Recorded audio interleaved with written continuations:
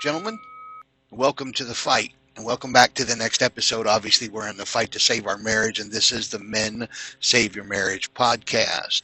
This is episode number 3, and I'm excited that you're here today. Just as a quick recap, in the first episode or two, the first couple of episodes, we obviously started with kind of a welcome, a little bit about the podcast, and then in the second episode, just this last one, we talked about some of the reasons that marriages fail. And so today I want to start a little bit of a transition as we move into this episode, because now we're going to start to kind of take an assessment of where you are, not the marriage. We know the marriage is broken. We know there's some things going on. Maybe this is roommates and this is a loveless marriage, or at least there's no intimacy, or maybe it's always fighting. We talked about some of the things that can come into play when a marriage is failing. But now we're going to take a look at where you are. Take a look at where I found myself, and we're going to begin. If I was going to give this episode a title, it's going to be Taking Ownership. And we're going to have to understand that taking ownership, it starts with you. It absolutely must start with each of us. We have to look ourselves in the mirror. And it's the same for everybody, men, women, it makes no difference. But for now, as we talk in regards to marriages, you have to take ownership of you. You have to quit focusing on what she may be doing or may not be doing. You have to stop focusing on all of the other stuff, and it's time to take a look at you.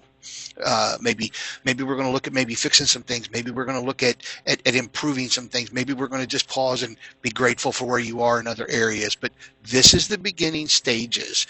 And the first thing that we do, and the first thing we must do, is take ownership. We have to. By taking ownership of yourself and where you are, you can begin to take ownership of the marriage. But you can't take ownership of the marriage and expect any change there if you're not willing to start taking ownership of yourself and change yourself. And let me just say, if you already are, congratulations. You are light years ahead. You are already rolling out there, and that's wonderful. Keep going. I want to come in behind you and just push you a little more. But before we try to start fixing the marriage, we need to kind of look inward. And we're going to have to talk about some of the things like that are important, like self-awareness, accountability, personal growth. Okay? And I want to use this episode in these next few minutes to kind of guide you on how taking ownership can start to transform the relationship. And I know that sounds counterintuitive. Wait a minute, I'm going to start taking ownership and working on myself, and that's going to fix the marriage. In some ways, it will help. So as always, I've got just 3 or 4 little short main points, and we're going to move through those rather quickly. So here we go. We're going to begin with the first one, and that is I want to explain why change must start with the individual. And you need to understand this. You need to accept this for yourself. So let me ask you a question. What is the most powerful driver of change? The most powerful driver of change, take a second and think about it. What is it? The number one most powerful driver of change is the fear of loss. The fear of loss is the greatest motivator to man that's ever been. Having something and potentially losing it. And here you are now in a position of realizing I may lose my marriage. And so you have found the greatest motivator of change, and that is fear of loss. So now I want to take that potential fear of loss and I want to equate it to something that you can do on a daily basis. Something this worked for me, and that is a mirror. Let's make sure that the most powerful driver of change in your life, in this instance, in your marriage, is a mirror. Yes, it's the fear of loss, but the reason I equate it to a mirror, what I found for me is if I look in the mirror, and it wasn't just every mirror, but I actually went and bought a little $1, $2 mirror at Dollar Tree, and when I picked that little cheap plastic mirror up, looked in that's the one where I was really taking a look at myself. Am I working on me? What's changing? And am I fearing loss? And this is, so think about this and figure out how to implement this in your life. Maybe it's the bathroom mirror every day when you're brushing your teeth, or when if you stand in front of the mirror to shave your face, whatever it is, you've got to find a routine, and you've got to find a place where you're looking in the mirror and realizing that I could be losing my marriage, and let that continually motivate you day in and day out. Okay, so change has to begin with you. You have to begin with yourself, and you need to understand what is driving you. And the most significant and the most impactful motivator to the human being is the fear of loss. And you need to be able to, on a regular basis, I would suggest on a daily basis, look in a mirror and understand you are working on you so that you do not lose your marriage. Okay? So that's this is just the beginning step. So understanding that the change must start with yourself. Here's three quick little steps with this one. First of all, get crystal clear with yourself up front. What do you want to do? What are you going to do to save the marriage? What are you going to do to work on yourself? Okay, you got to get crystal clear right up front with yourself and be completely honest with yourself. Okay, you're not doing yourself any benefits by not being completely honest with yourself. So that's the first one. Crystal clear with what you want, what you're willing to do. Understand that this change is prompted because of a fear of loss, and you're going to take responsibility and accountability for it. Get crystal clear right up front. Number two, embrace, and this is kind of leads into why you're here. Embrace learning and inspiration. What do I hope comes from this podcast is that you learn, that you're inspired, that I can save my marriage. It is within my control. So what do I need to do? Let's get going. So get crystal clear with yourself. Be completely honest with yourself. That's the first step. We're starting with your own change. And number two, embrace learning and inspiration. And then three is take action and accountability. These are simple steps, but they make perfect sense. Number one, what do I want? Embracing that, getting crystal clear. Here's the situation. Let's just be honest with myself. And then number two, how can I learn? That's what you're here for, right? You're going to learn about how you can save your marriage. And then number three, now let's take action. And we're going to get to the action part. I just want you to understand these beginning steps. Now, so explaining what change must start with you or helping you understand what change must start with you, that's the first step. And then in the second step, we're going to kind of take a look at a couple of steps for some self-reflection and personal responsibility. Okay? So if you took responsibility for all your actions and reactions, where phrases that you may have used in the past, I know I was guilty of this, phrases like I don't know, or it wasn't me, or it wasn't my fault. What if you made phrases like that a thing of the past? And what if your actions and reactions changed? Okay?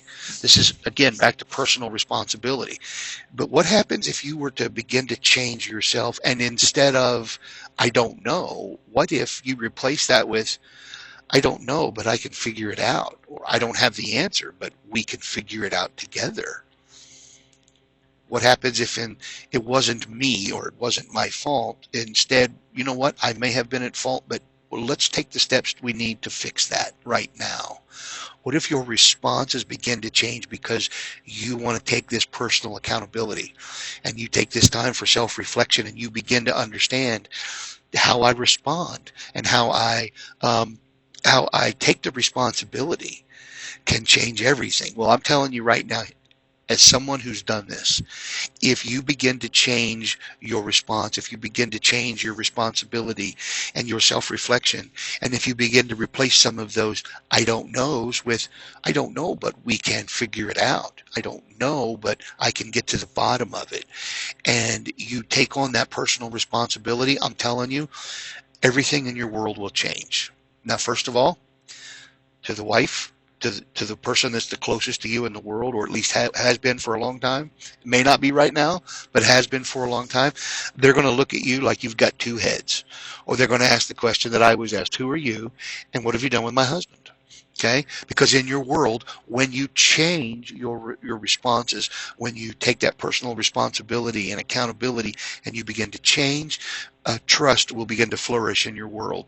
Relationships will deepen. Progress is going to become the norm rather than the exception, because you are taking, you're controlling and being accountable for what you can, and that is yourself. Now let's be clear. Personal accountability isn't just about accepting blame when things go wrong. It's about celebrating wins, sharing the victories, okay, learning from losses, and understanding that every choice we make has an impact. Every choice, every action, every reaction, they all have an impact. Okay, so that first step was understanding that you have to start with yourself, start with the individual. The most powerful driver of change is the fear of loss. The second was steps for self-reflection and personal responsibility. Okay, understanding that your actions and reactions make a difference. And if you begin to replace some of the actions or reactions from your past, maybe negative, maybe not, but if you begin to replace those with new and updated ones where you're taking more personal responsibility, it will begin to change the dynamics of your relationships. And then when, at least what's worked for me, I will tell you that when things go wrong, I take the blame. I fall on my sword. It is my fault. Even if it wasn't my fault, I still want to take accountability and blame for it so that I could figure out how I could possibly have affected the same thing if it happens in the future. And then when there's wins, when there are victories, share that joy, share that victory. Spread that around with everyone, whether it's just you and the spouse, you and the family, it doesn't matter. When you begin to do this, your relationships will flourish. Okay, and then the final step is I want to challenge you. I told you before, I'm going to challenge you. I want to challenge you to stop blaming your spouse and take ownership of their role. Even though it's not your role, take ownership of it. Because if you begin to stop blaming them and start taking on that accountability, some things are going to change. Okay, because when you take personal accountability, or when you take on that personal accountability, it is so important, because now by taking on the responsibility, even the blame, but definitely the accountability, what happens is you are putting yourself in a position to where you can affect change. Even if it's not you, even if you're taking the responsibility and the accountability for your spouse, you can still affect change just because you're willing to shoulder that. Okay? It's going to build trust and credibility. And obviously, anytime a relationship is failing, these are usually two of the big pillars that have to be worked on, and that is trust and credibility.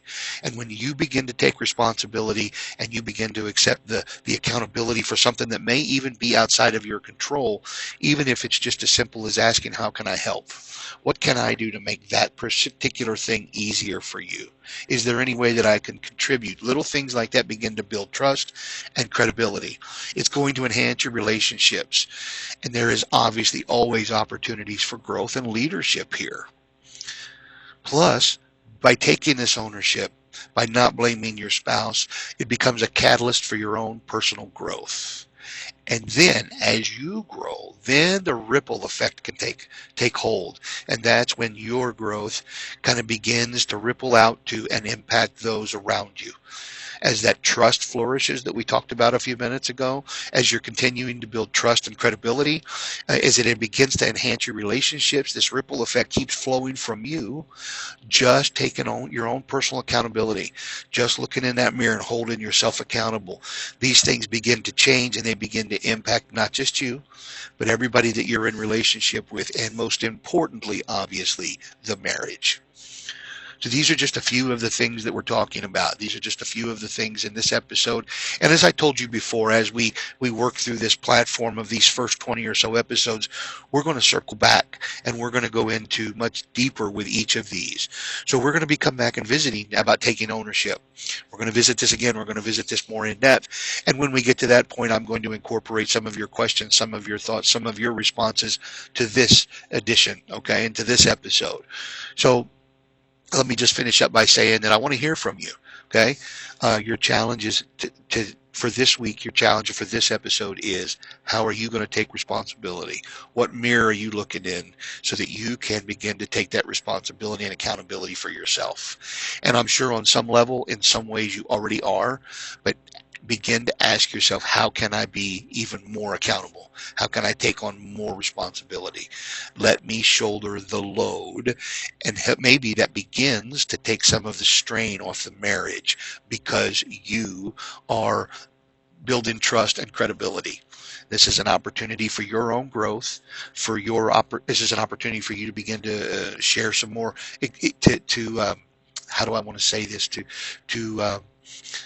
be more of a leader and let that leadership flow back into the marriage that's been struggling, back into maybe the home and the family. Okay, and this also becomes a catalyst. I want this to be a catalyst for your own personal growth. And then once these things are in place, that ripple effect can begin to happen, to where you're beginning to ripple back out to those in your world the same things that are happening in you. So I want to hear from you. As I end every episode, I want remind you that I have a phone line that you can text messages to. So if you have questions, if you have comments, you have thoughts about this, about taking this credibility and accountability and how you can take ownership, text me. Send me a text. Here's the number. It is 812-648-3380. Again, just send me a text. 812-648-3380. Now, I want to thank you for being here today and listening to this episode. I look forward to seeing you, excuse me, in the next episode, which will be coming at you very quickly.